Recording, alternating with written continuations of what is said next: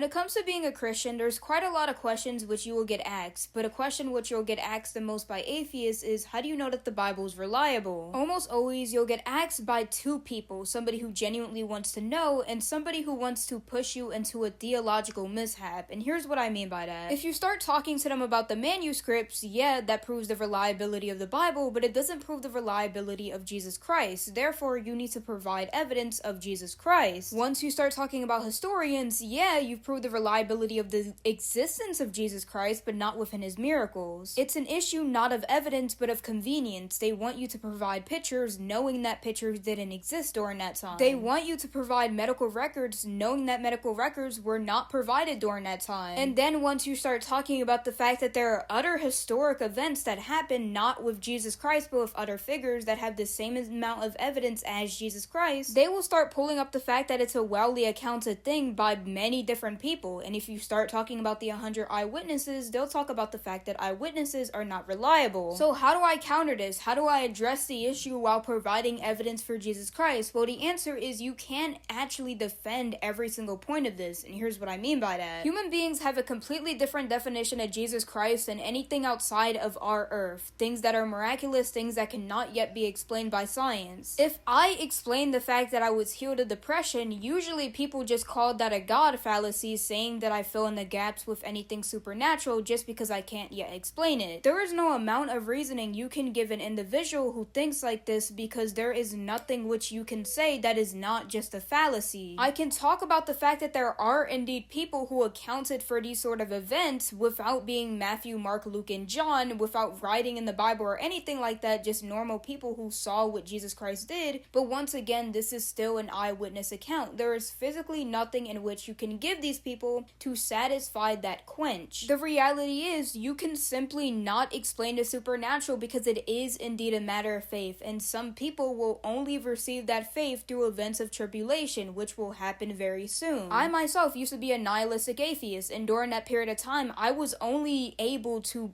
believe in Jesus Christ through my own personal experience with Jesus Christ. If it was simply just evidence, I don't think I would have been here either, because I had supernatural experiences before I was able to even really understand them, being told that I was infected by demons. The truth is, sometimes we simply cannot prove these things. Sometimes we simply have to understand that it has to be a matter of faith, that we have to continue to pray for these people and etc. And I cannot stress enough that there are just some people who physically will never understand, people who will physically never come to the faith, and people who simply just will never have enough.